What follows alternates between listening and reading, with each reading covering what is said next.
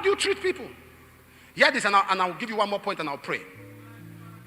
I went to preach somewhere. I mean, it's my custom. Henry and my wife can tell you. If I walk into the airport, I give money to everybody. Even if you are 50, you are 20, you are 100, I will say, how many are you people? So I will give money. So anywhere I enter naturally, from corners, gate man, security, everybody. I was privileged to be at the airport with one of the richest men in the country. I'm not going to mention his name. Everybody left him. They just greeted him, but they all ran to me. So I said to them, see him now. They said, not be who get money, now who they give. Another one said, make it get out. He reach for himself. Who he help? I fed back. He was carrying his briefcase by himself. I said, go and help him. They said, no, now they give. Let him get out. Apostle, what do you want us to do for you? I said, no, don't do anything. How many are you? They said, some are out, some are, how many? I counted. I said, share it for yourselves. So it's a natural thing. I do it. So I walked into a place I was to preach. It's a hotel I was to preach. And I was to rest in that hotel. I just came in. The pastor was rushing me to the room. I said, wait, now don't rush me. There are people at the reception. He said, oh. I said, how many are you here? And we are 8. So my money, the duty. So how many of you work here? They told me. So I gave them.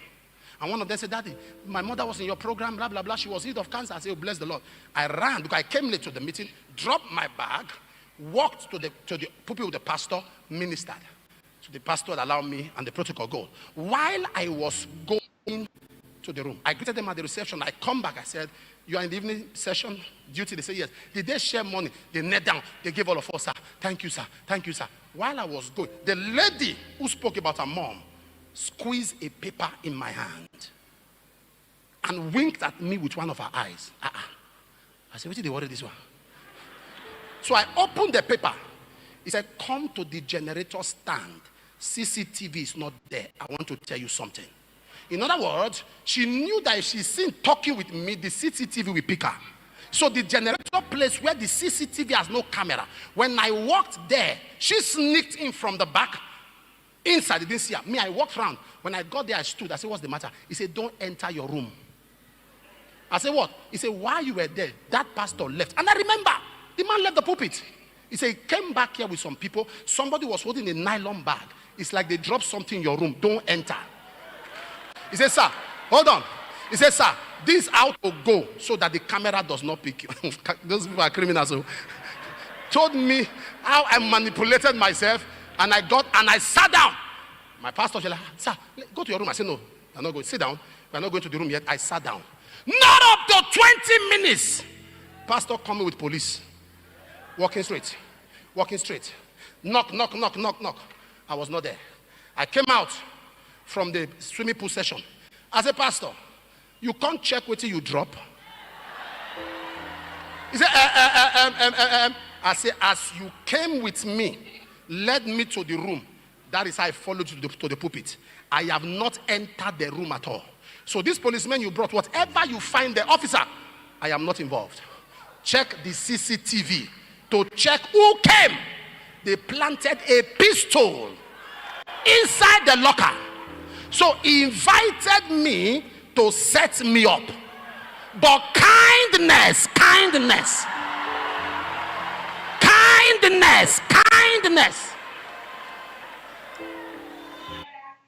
would have been lying down in the room.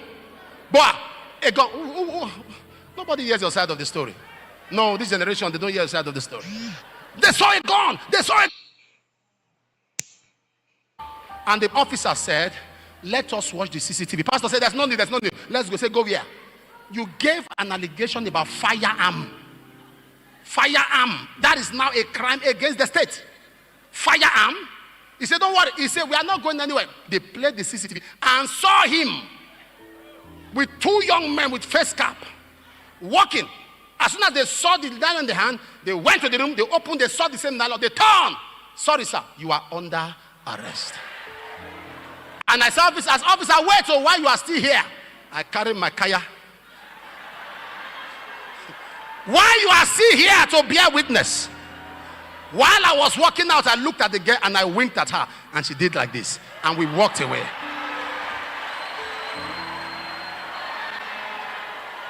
What helped me? Kindness. You take your seat. You walk into a place, people are there, older than you. That's how you frown. You can't greet. No courtesy. Nothing. You just walk in there.